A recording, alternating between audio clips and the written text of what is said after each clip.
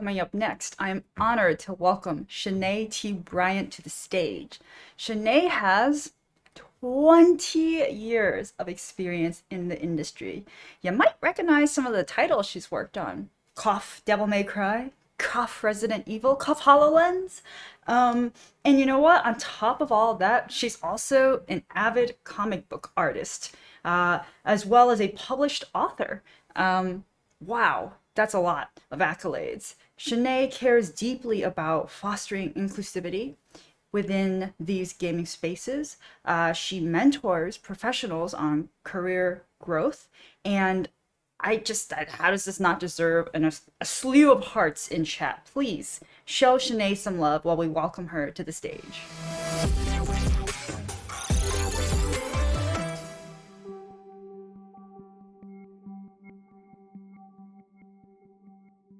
A brief tale of two aspiring managers. Some years ago, I worked with a young game designer. Let's call him Johnny. Johnny had been in the industry for just a couple of years and had already met with some reasonable success. Johnny was ambitious. He'd been promoted to lead designer, and it was no secret he was vying for a director role. But Johnny had also had some recent friction with the team, and he'd become harder and harder to work with. So one day before work, we're talking, and then Johnny interrupted. And he said, this is exhausting. Aren't people just supposed to listen to me? I mean, I'm their lead. Why do they get a say? When I finally make director, I can finally stop pretending to be nice about all this. Does that sound like someone you'd want to manage you? Okay, fast forward a couple of years. New company, new coworkers, same jacket. I'm having a conversation with a friend and colleague who recently moved to the management track, another aspiring manager. Why management? I asked. Easy, she said. It's more money, it's more responsibility. Fair. Plus, she continued, I get to be an a-hole to them just like they were all a-holes to me. I laughed, but then I realized she wasn't joking. Yikes. They say everyone wants to direct, but I'm not so sure that's true. If everyone wants to direct, it's because they don't know what directing actually is. Many people come into creative development roles thinking director means precisely what Johnny and Kimberly said. I get to call the shots. Everyone has to listen to what I say. I get to be an a-hole and who gonna check me, boo? But that's not direction at all. So let's talk about directing, what it means to games, to people, and to projects. And before we get into it, let me introduce myself. My name is Shanae Bryant, and I'm a game dev. I've been in the industry for over 20 years. I'm a producer, but I've also been a designer and engineer and made some lovely, lovely flowcharts. I'm ex-Midway, ex-Xbox, ex-Capcom, and more. These days, you can find me at Oculus, managing third-party production in our game publishing org. Here's a few things I've shipped, a few things I've written, and a few things I do. And after today, here's how to find me on the internets. Now, show of hands. Who here has ever worked for someone else? It's a rhetorical question because the answer is everyone, right? Like we've all worked for someone else. We've all been managed by someone else. Not only have we had managers, but we've probably had a range of managers, good managers and not so good managers. Now take a moment. I want you to think about the best experience you've ever had working for someone else. What made it good? Got a name, project, company in mind? Great. Now let's do the opposite. Think about the bad managers you've had. Probably a lot more of these, right? What made them bad? And by the way, go ahead and answer. This is all pre-recorded. I'm totally in the chat with you right now. Unsurprisingly, most people have had more bad managers than good managers. It takes a lot of people to make a video game. Design, art, audio, production, a lot of roles, a lot of responsibilities, a lot of misunderstandings. If you spend even a little bit of time in your average comment section on social media, you'll see that how many of these roles, most even, are misunderstood by people both inside and outside of the industry. But management as a profession is probably one of the most misunderstood roles. Why is that? Well, let's think about how we get new managers. How does your typical IC, that's individual contributor, at your typical GS, that's game studio, get into MGMT, that's management? Is it by demonstrating a high EQ or a penchant for problem solving, tendency to troubleshoot? Well, sometimes. Or is it because person A was really good at discipline B and all IC career paths at company C wind up in management? The Johnny effect. Too often, the reward for high performance is now you get to manage all of your former colleagues, whether you want to or not, it's worth noting. It's the only pay raise, the only title change, the only career growth available. Sound familiar? Some people manage to thrive in this particular situation, but most people struggle to develop the necessary skills to excel. In fact, studies show that only 30% of high performers actually have leadership potential, which means a whole lot of people wind up managing or being managed by people who don't actually want to be in management. And the cycle of yike continues. Now, for sake of simplicity, I'm making no distinction between managing and directing or leading today, even though those terms may mean different things to different folks. So when we talk about managers, what we're talking about is the people deciding the staffing, the scope, funding, framing, like the quote unquote decision makers. And when we're talking about management, we're talking about what the decision makers get paid to do. So let's continue. So what makes a manager a manager? And what makes management management? Well, before we talk about what good management is, let's talk about the management myths. My top 3 management myths: the Babysitter's Club, the Karate Kid, and the Bourne Identity. The Babysitter's Club myth asks the question, what is a manager's job anyway? And the answer always casts management as some form of adult babysitting service. It reduces management into its supervisory functions only and assumes managers are there to, 1, tell everyone what to do, and 2, make sure that everyone doesn't burn the building down. If you think management is just babysitting your team and teammates, then you might be doing management wrong. Oh, but I'm supposed to supervise their work. Trust but verify, right? Well, sure, but know that the line between manager and micromanager is dreadfully thin, and repeatedly crossing it signals to your team that trust isn't even part of the equation. Recognize that in game dev and tech, we are largely adults dealing with adults.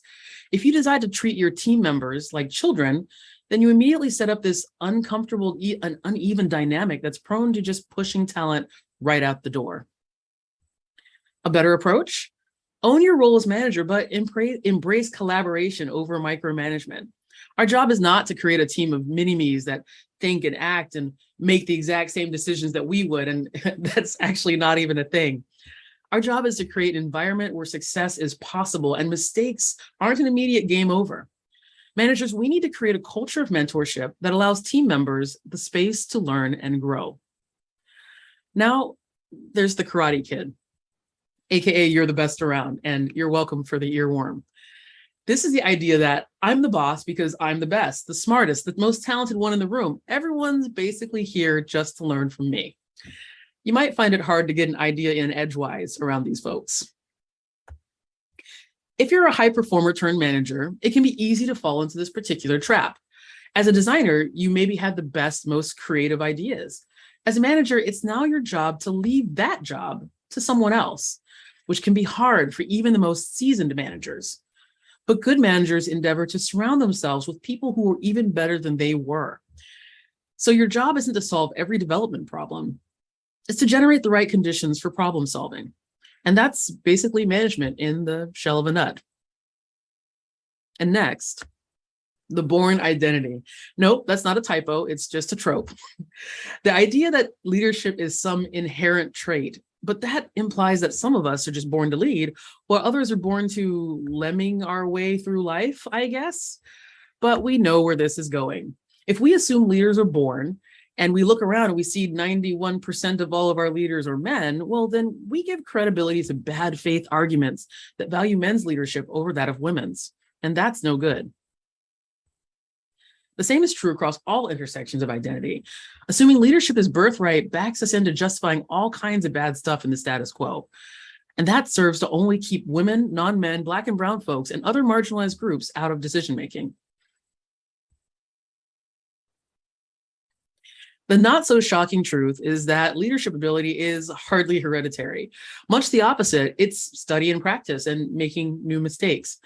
Some leaders make leadership look easy, and we like to think leadership is in the blood, but it's not, and it's not. And even experienced leaders could use a dose of self-reflection now and again. Instead of promoting people who are leader-like, we need to look for people who exhibit the type of leadership traits that people look for in their own managers. That might not always be your star employee. Because here's the real secret. Management is hard. And worse still, most managers fail. It's estimated that between 50 and 75% of managers will fail. That's bad. The worst managers are described as arrogant, manipulative, passive aggressive.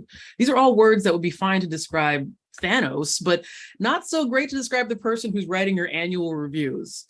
And with numbers like that, it's no wonder why we're never surprised by mediocre management. We simply assume mediocrity is the standard. Bad management is itself a culture. But how bad is bad management culture, you ask?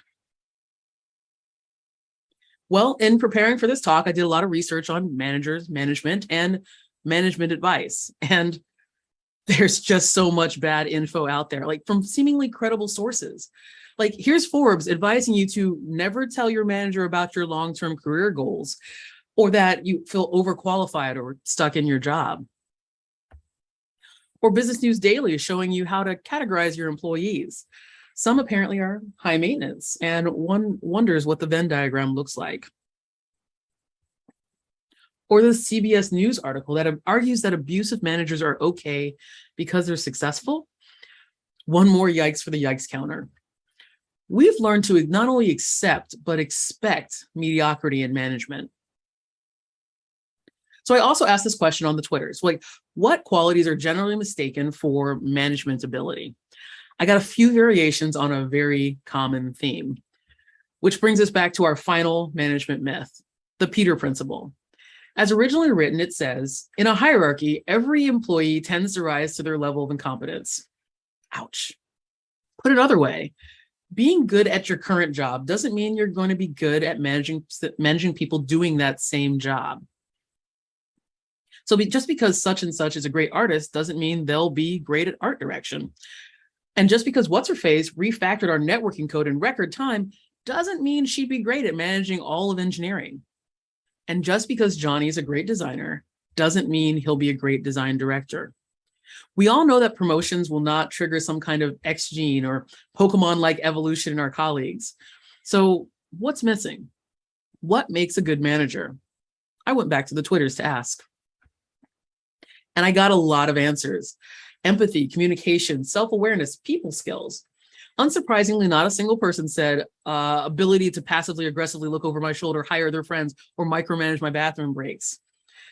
A few touched on the management of work, but overwhelmingly, when people think of good management, they think of good people managers first and foremost.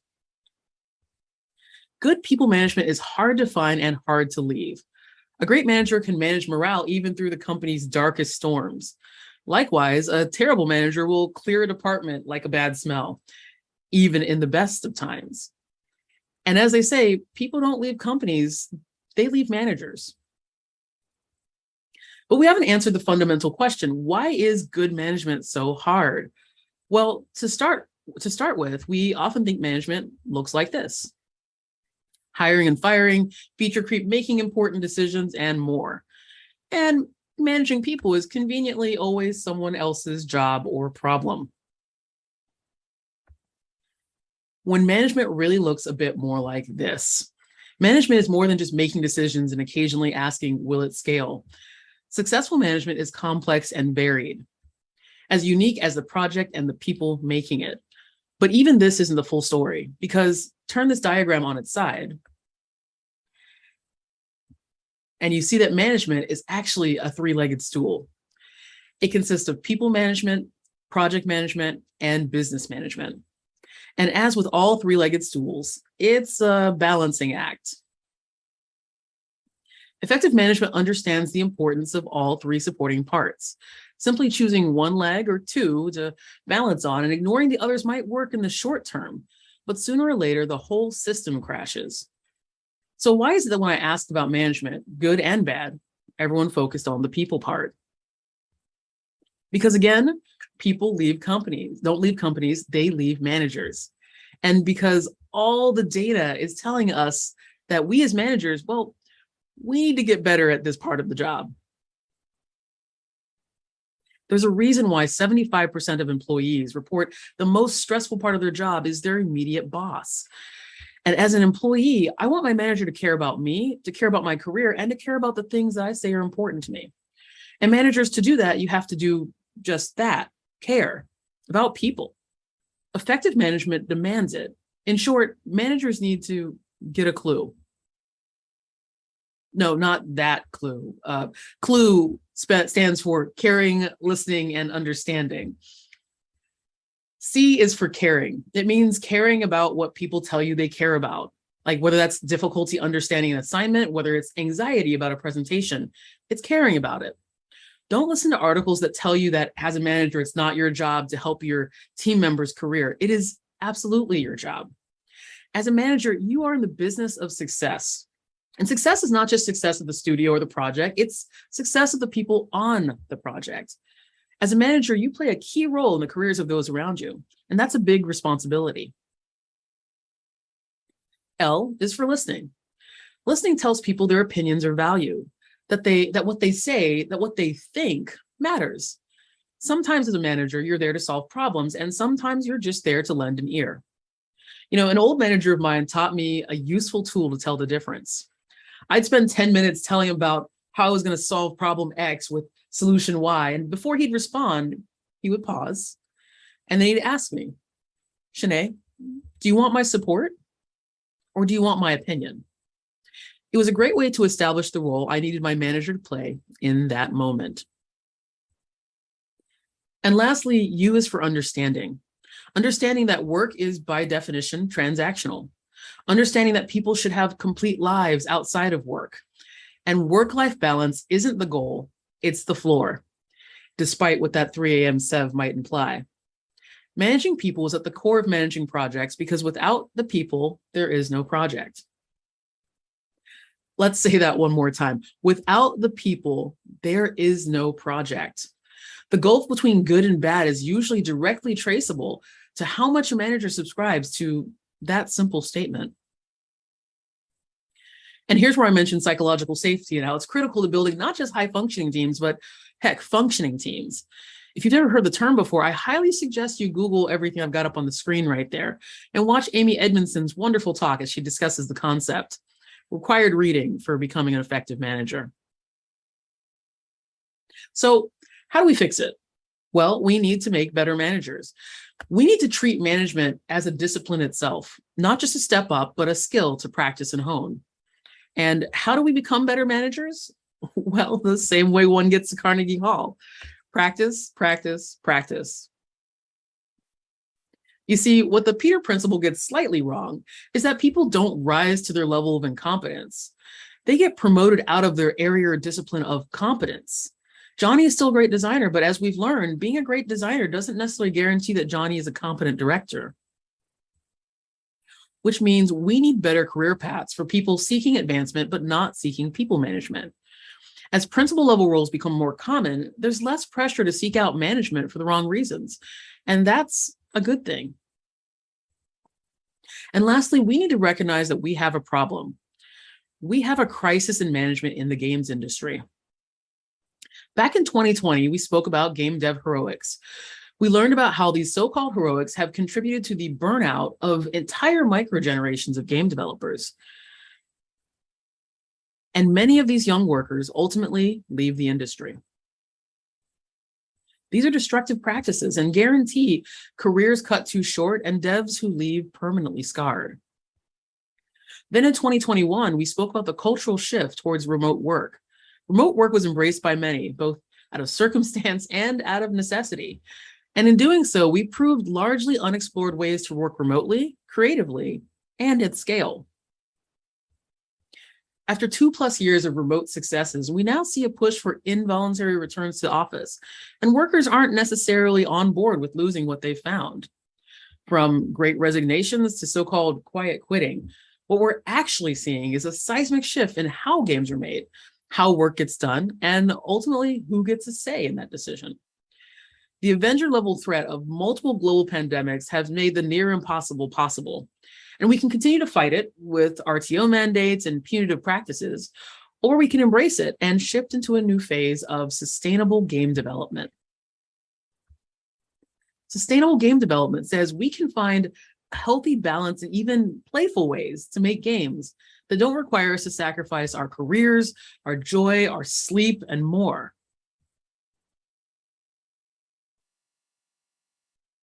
Sustainable game development is an industry that understands and responds to the needs of the players, the business, and most importantly, the needs of developers. Instead of depending on crunch, contract positions, and throwing people at every problem, we pursue a cadence that is sustainable, predictable, and repeatable. And hey, sustainability goes hand in hand with high functioning teams. Win-win. Yes, this is a tough hill to climb. Yes, it will require sacrifice and scope reductions and maybe even a slipped date or two. But hey, we're gamers. We made and beat this level. We enjoy a good challenge. We can do this. We just have to want it enough. So leaders, managers, directors, devs, decision makers, players, let's want it. Let's make game development sustainable. We can make the games industry a better place to game. Thank you. Thank you, Shanae, for that talk that really highlights and focuses on the human aspect of game development and sustainability. If y'all loved anything Shanae had to say, consider tweeting it. Post about it. Use our hashtag or handle. Show Shanae and also Game Devs of Color Expo some love if you've got the time.